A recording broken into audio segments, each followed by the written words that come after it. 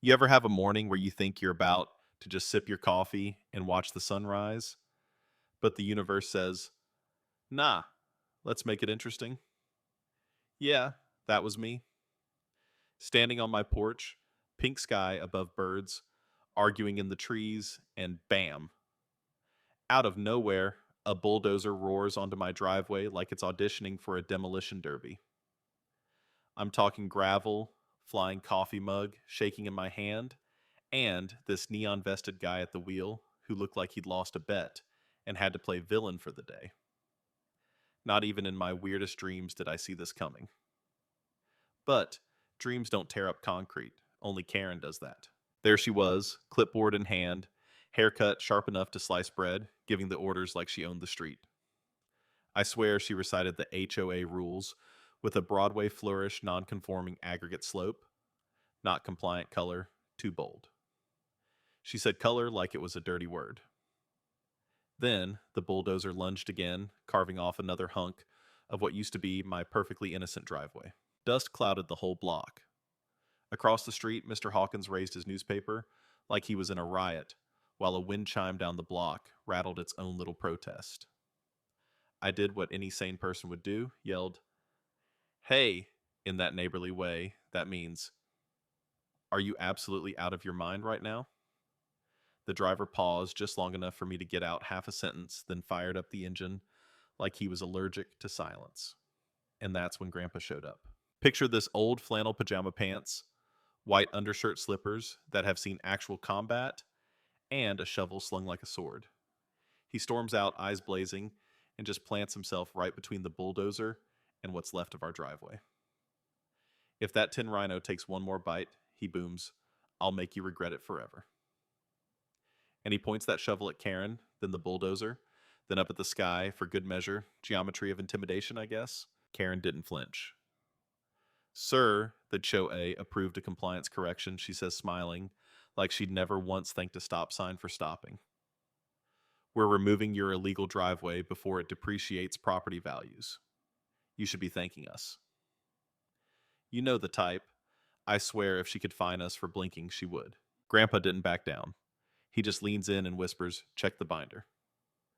The sacred blue binder, mind you, the one in the hall closet with every warranty receipt and the world's worst family photo the DMV ever took.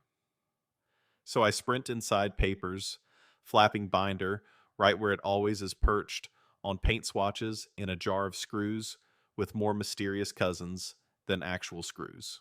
Permit city inspections, HOA, approvals proof stacked thick as pancakes. I grab it all and tear back outside just in time to see the bulldozer revving up again, Grandpa still in its way, shovel planted like a flag.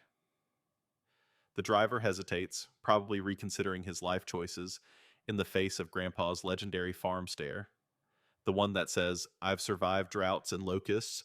Your machine is a toddler with a spoon." Karen, though she blows her whistle.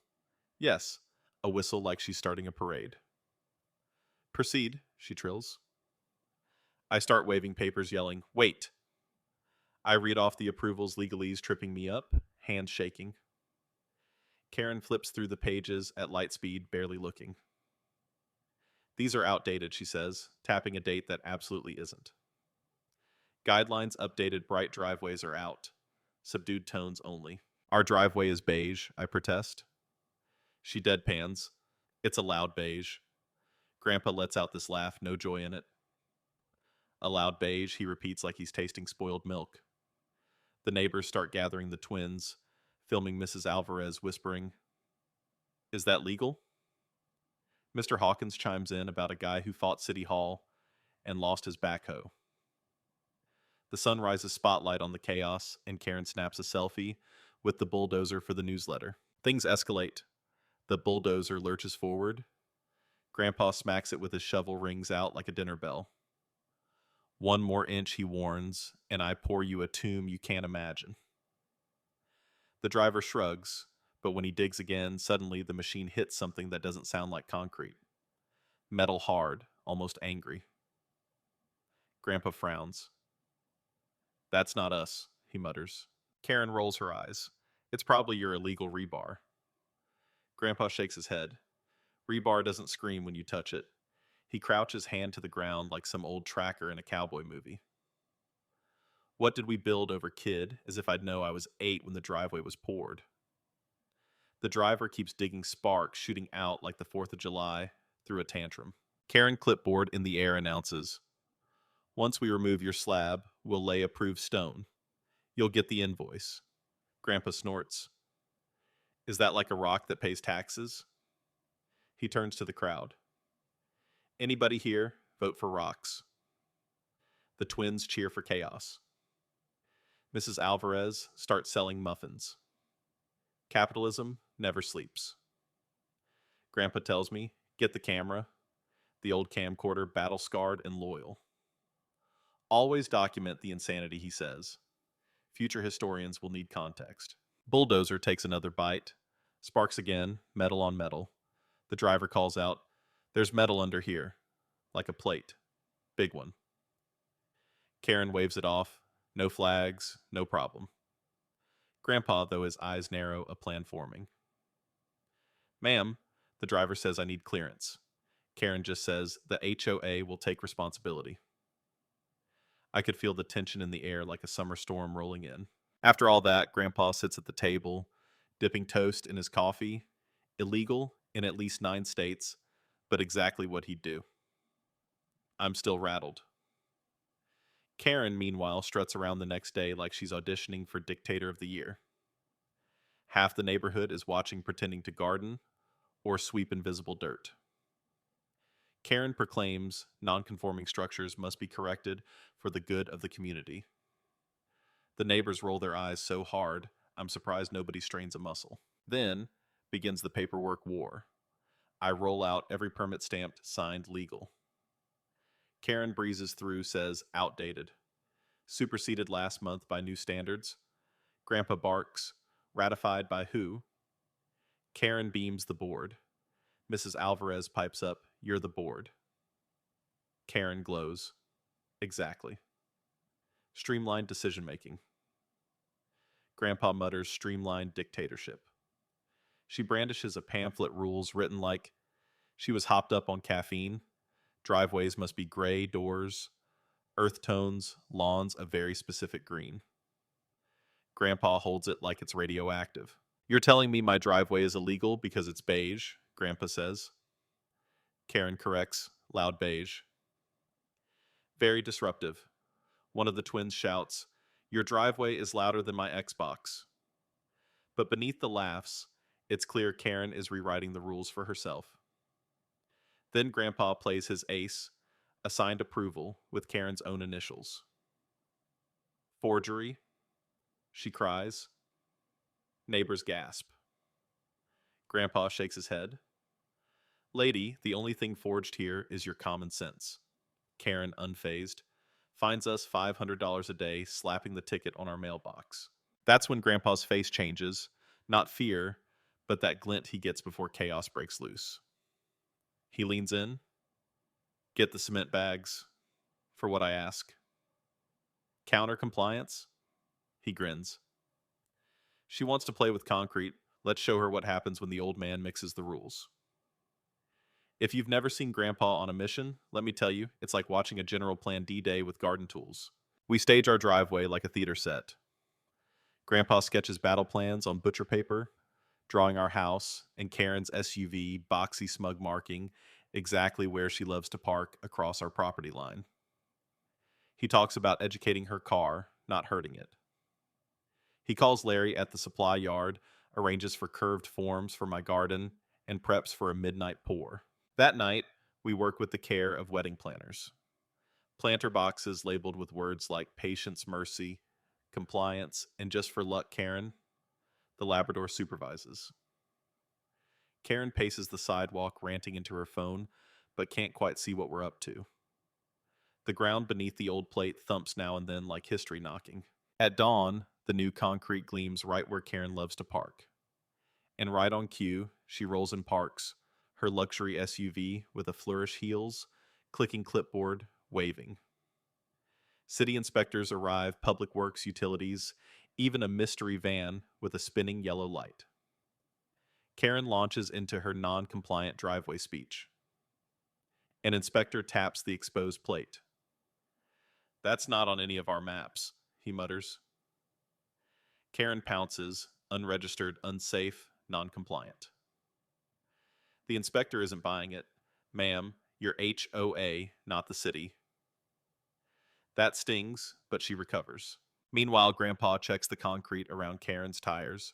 Perfect still, a little soft. "She has no idea," I whisper. "She thinks rules protect her." Grandpa grins. "Rules only work if the ground agrees, and the ground is on my side." The inspectors start muttering about unknown utilities, liability, missing permits. Karen keeps shouting about compliance, but nobody's listening anymore. Then comes Grandpa's moment. He addresses the crowd. "Funny thing, if you park a car on unset concrete, it's like putting a candle in a cake. Only the cake gets harder." Karen freezes, wheels spinning literally. Smoke screech. The SUV jerks an inch, and then nothing. The concrete isn't budging. The crowd erupts, concrete karma. The tow truck driver can't stop laughing. Karen turns white hot with rage, shouting sabotage. Grandpa, serene, says, "No, sabotage. Just physics. You parked on fresh work." The inspectors confirm everything's by the book. Grandpa hands over permits and a supply receipt from Larry. Karen is livid, but the tow truck driver says I ain't towing that without a jackhammer. That car's part of the driveway now. More laughter. Lemonade stand pops up advertising Karenade $1 per meltdown. Even as the comedy peaks, though the tension underneath grows, the inspectors circle the steel plate. One taps it hollow, vibrating. "There's something down here," he says. Suddenly, Karen's car sinks another inch, concrete hugging those tires like it's hungry. Karen freaks out. The crowd stares. Grandpa just smiles. Lesson 1. He says never pick a fight with time. The plate gives another hollow knock. Lesson 2's still writing itself. By the next morning, our quiet cul-de-sac is a circus. People bring lawn chairs, popcorn. Karen circles her cemented SUV, yelling about domestic terrorism. Grandpa holds court on the porch, coffee in one hand, shovel in the other, dropping one-liners about garages and common sense. The cops show up, take one look, and have to stifle a laugh. "Ma'am, your car's in concrete. You parked on an active site." Karen shrieks, but the officers just shake their heads. Those forms and signs were clear. That's a warning, not a suggestion. Still, Karen won't stop. She calls AAA, the fire department even tries the mayor. Nothing works. The tow truck tries again, but the concrete holds smug and immovable. The driver gives up. That's part of the house now. The laughter could power a block party. But in the background, the inspectors get serious. Whispering radios, buzzing stethoscope to the plate. "It's active down there," one says, looking pale. Karen seizes the moment, screaming about hazards. But the inspector shakes his head. Not unsafe. Unknown. The steel plate hums. The crowd goes silent. Karen's SUV groans as the concrete tightens. She jumps back like it's alive. The ground shudders. Grandpa just leans in. Looks like Karen's tantrum dug up more than my driveway. Then, 3 slow knocks echo up from under our feet. Next thing you know, we're in court. The place smells like old wood and bad decisions. Karen struts in like she owns the place, clipboard hugged to her chest. Grandpa, calm as a summer sky, brings the blue binder. Neighbors pile in. This is the trial of the year. Karen pleads her case: sabotage, property, destruction, harassment. Grandpa calmly lays out the permits photos, even the sign that said "do not touch." Judge glances over, says, "This is all legal." Karen shouts, "Forgery?" Grandpa raises a brow. "So I forged your signature approving myself." Even the judge can't keep a straight face. Case dismissed. Damages go to Grandpa. The crowd erupts. Karen's furious. You'll regret this. Grandpa just smiles. Sweetheart, the only one regretting anything is your SUV. As we walk out, though, the inspectors from earlier are talking, proceeding with excavation. Plate activity increasing. A chill runs through me. This isn't over. Back home, the street is weirdly quiet. The kind of quiet that means something's about to break. Karen rages into her phone, demanding county inspectors' threats flying. But then the ground rumbles a low vibration under our feet. The plate shifts, groans, hisses out a metallic breath. Karen screams, the SUV sinks deeper. Neighbors freeze. Grandpa whispers, "This ain't a driveway problem. This is history's mess, and it picked us." The plate buck's light pours out pale and wrong. The ground heaves. Something stirs below. The crowd screams. Karen drops her clipboard. Grandpa straightens, almost proud. "Well, kid," he says, "looks like we dug up more than HOA trouble." The last thing I hear before the world explodes is Karen shrill and panicked. "What have you done?" And then just like that, the ground splits wide open. So let me ask you, where's the line between justice and revenge? When does standing up for yourself cross into just stirring up old ghosts? And when the ground under your feet finally wakes up, are you ready to face what comes crawling out? I'd love to know. Have you ever had to fight back when someone tried to steamroll your life? Was it worth it? Or did it just wake up something bigger than either of you could handle? Tell me if it were you. Would you pour the concrete or let the bulldozer win?